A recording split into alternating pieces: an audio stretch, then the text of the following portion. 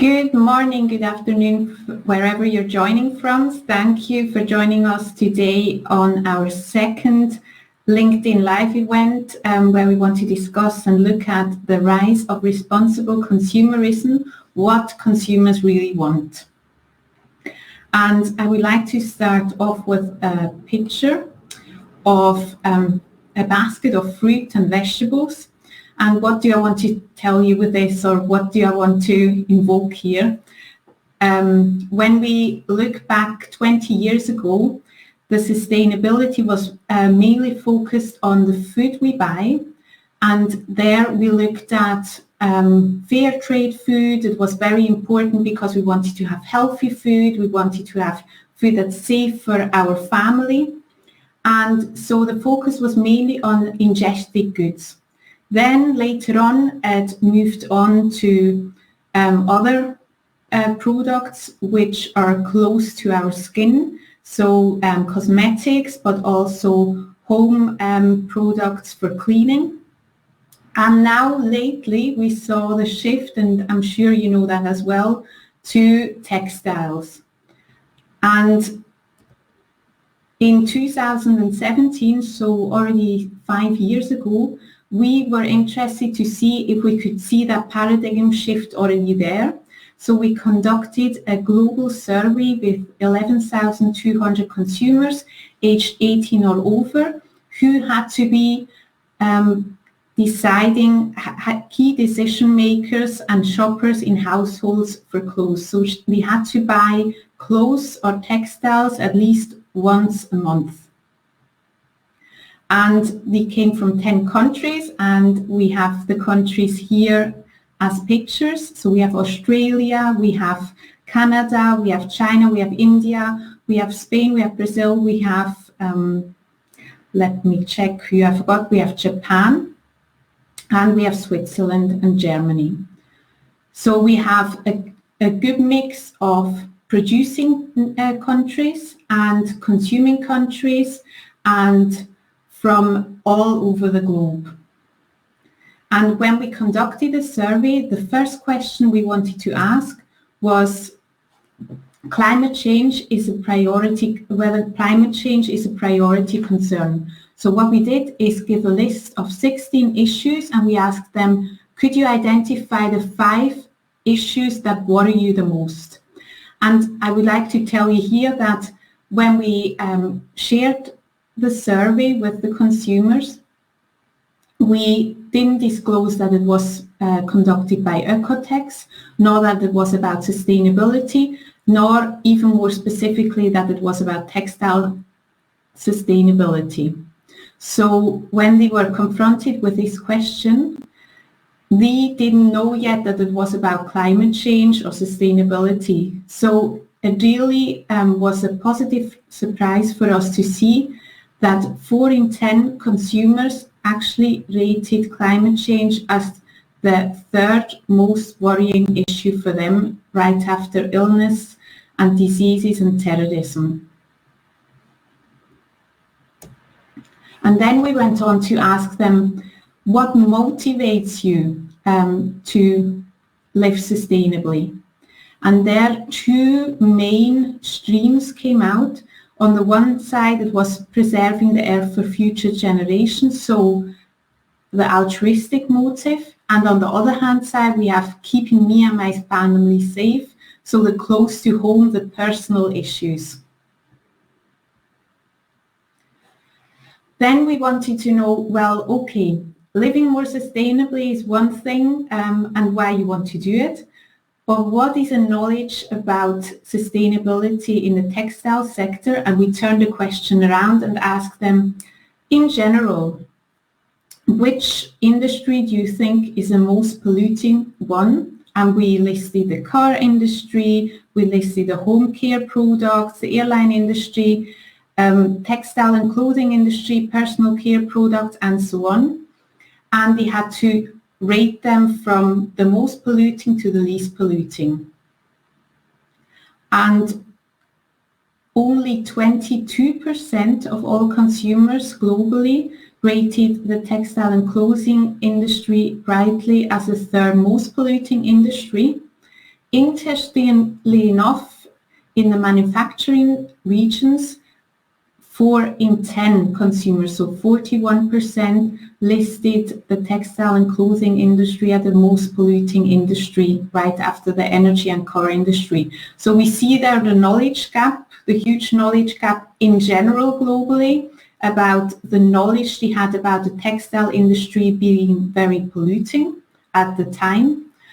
On the other hand side, we saw also the ones that were directly confronted with the pollution of the textile industry, so India and China, they were more aware of the pollution that comes from the textile industry and therefore had a higher knowledge and rated it as more polluting than the others in other countries. So we had on the one side the knowledge that wasn't too good at the time. Then we wanted to, of course, also know what's the concern about the textile industry. So are you concerned about harmful substances in the textiles you buy?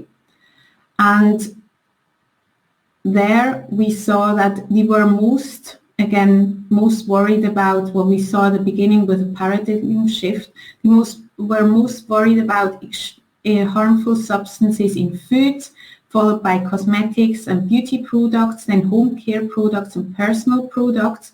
But there was only a 20% gap to 60% of them worrying about harmful substances in food, to clothing and home textiles, which was rated with 40%, were being worried about harmful substances in foods, in clothing and home textiles. So this already was a positive development to see, and we were surprised at what high percent of people actually worried about harmful substances in their clothing and home textiles. So then we sort of opened up what we were actually conducting the survey about. So we asked them about how they check whether clothing or home textiles are sustainable if they take the claims at face value, when it's written that it's eco-friendly or it's sustainable. And it was positive to see that the majority of consumers actually check whether the eco claims are true. So we see here roughly 2/3 check sometimes, often or always, whether the eco claims ring true and are actually what they are said to be. So this brings us, of course, to the topic of textile certification, which was also of interest to us, whether they would be interested in certification of textiles and how it looks again in comparison to certifications of food and cosmetics and home care products. And there we saw again a gap of about 20%. But as you see here, the interest in certification is much higher. So not 40%, but 60%. And already 30% have purchased certified clothing. So we saw that there was a positive development already there, and the consumer wants to know about the sustainability facts because they already made that journey when they looked at the certification of food products. So they were aware that sometimes you cannot trust the eco labels. So they want to not go through the same journey in the clothing and home textiles. They really want to know that what is written as being sustainable is true, and there we trust in certification. And there are, of course, different reasons why you would purchase certified textiles. And here we saw that roughly half focus on purchasing certified textiles due to the harmful substances in them. So it's again about the not ingesting, but having safe, being sure that the clothes you wear don't compromise my health. And then closely followed was the environmental impact, so more altruistic motives, and then also keeping me and my family safe. So the motives we saw before, again, in general, about living a sustainable lifestyle. And I already touched upon that the manufacturing countries are more aware about the pollution of the textile industry, and that the consuming nations may be less aware. So we could group the different nations into different stages of involvement, from the concerned, which were interested in certified clothing, roughly half of them, but only 20% of them have actually purchased certified clothing. And then we have the middle part, which were, well, 2/3 of them were interested in certified clothing, but only 1/3 of them had actually purchased certified clothing. And then we move to the right, and we see that we have a group of nations where consumers in these nations, roughly half of them have already bought certified clothing, and 2/3 of them are actually interested in it. And after what we've talked about now, you might not be too surprised that we have Canada, Australia, the US, and Japan on the left-hand side. In the middle, we have Brazil, Spain, Switzerland, and Germany. And the most furthest advanced are India and China. Now, how they check whether a claim is true. So we asked them whether they check, and then we wanted to ask how they check whether the claim is true. And one part is really that there is a certification, so there's a certain credibility. Then they also check the ingredients. Is it organic? Is it cotton, or is it viscose? And what I wanted to highlight here as well is that the sustainability practices of brands really matter. So brands play an important role, and one statement that was approved by 4 in 10 consumers was that I like to know the values and principles of brands of clothing they buy. And I also added some comments of the consumers that participated in the survey, and it was so nice also to see, even if it was a lengthy survey of roughly 20 to 25 minutes, they took the time to write long comments. So we really saw that the consumers that participated in this survey actually found it interesting and wanted to also contribute to the survey. Now, if we move to the present day, and we talked about what consumers' response was 5 years ago, and you might say, okay, but how is it now? And I would like to bring it to the current day. And I like this picture because, well, not because of I like the situation we're in, but we see that we have a wave which is hitting us at the moment with COVID, and then hopefully it's not a question of recession, but there's a big wave to follow, which is climate change. And what we are all already seeing now is that consumers are realizing that there is no U-turn, that the global warming is a fact and that it is coming, and we have to deal with it.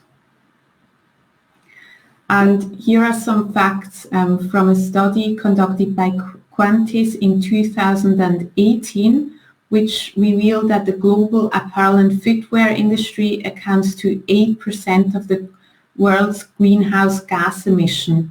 Or put differently, when a consumer consumes 11.4 kilograms of apparel annually, which produces 442 kilograms of CO2 equivalent emission per capita, which amounts to the same as driving a car from LA to Houston.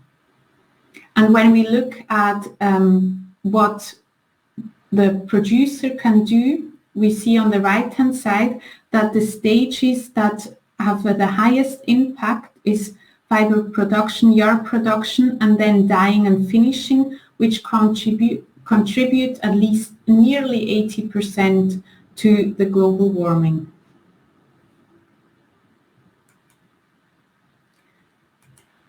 And when we say that the time to change has come, we also see that positively that the brands and retailers are taking action. Here a snapshot of the fashion revolution, the Fashion Takes Action Index, and we see that more and more brands are disclosing their tier 1 supplier, but also their processing facilities and raw material suppliers. Now you may ask yourself, okay, what does transparency and traceability have to do with sustainability?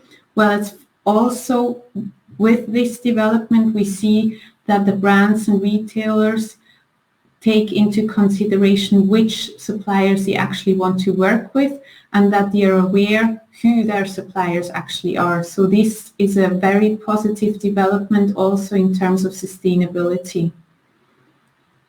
Another interesting study which is updated on an annual basis is the Consumers' Readiness and Vulnerability conducted by the Notre Dame Global Adaptation Initiative, and this data is from 2019. On the left-hand side, we see how vulnerable the different nations are to climate change. So in terms of food, water, health, ecosystem service, human habitat and infrastructure. And on the right-hand side, we see how ready the country's abilities to leverage investment and convert them into an adaptation to action. So whether they are ready to respond to the climate change that is happening. So here, economic readiness, government readiness, but also social readiness is looked at. And when we compare the two world maps here, we see that the color shading of green and red is pretty much similar. But coming back to the manufacturing countries, India and China, the interesting thing I would like to point out here, the vulnerability of India and China is very high, as we see here, but they are also the ones that seem to be more ready than they are vulnerable, which isn't the same as we see in the other countries. So it's a very positive development to see here. When we go further and look not only at the vulnerability and readiness from the consumer's point of view, but also their interest, an easy one to look at is the search interests on Google worldwide. And here we see that the search topic global fashion increased, while at the same time the search topic cheap fashion decreased. So we see that consumers are craving better options. A shifting the consumer's mindset can also be seen in a recent study conducted by McKinsey in 2020, where they saw that during the corona crisis, during the COVID crisis, consumers already changed their behavior to work towards achieving their sustainability goals. So we have a positive development in terms of changing their lifestyle to lessen the environmental impact, and that they started to recycle, or also that they look at buying products which have environmentally friendly packaging.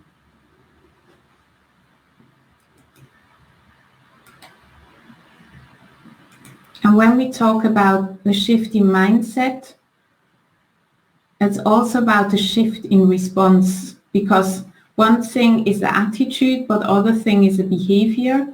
And there, when we look back at the survey conducted 5 years ago, we didn't have a Greta Thunberg yet.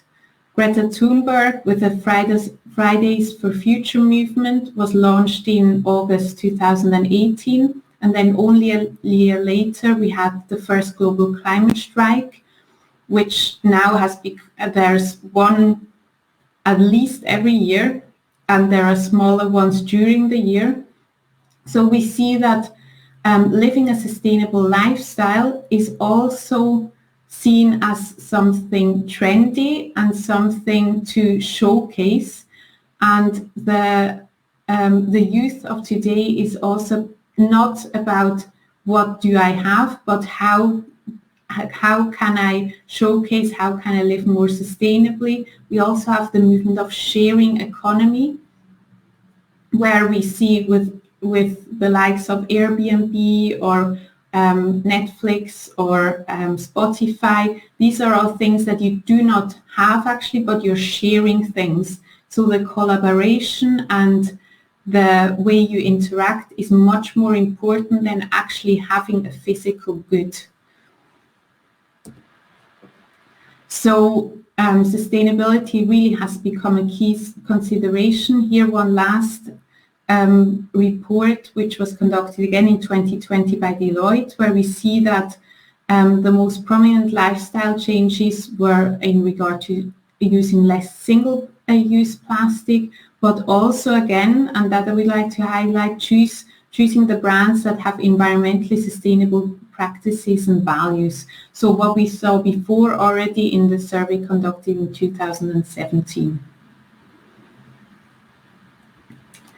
So our short LinkedIn Live event, the second one, is drawing to an end, but I would like to highlight the next one. We would like to focus on the importance of sustainable apparel production, how manufacturers can take action.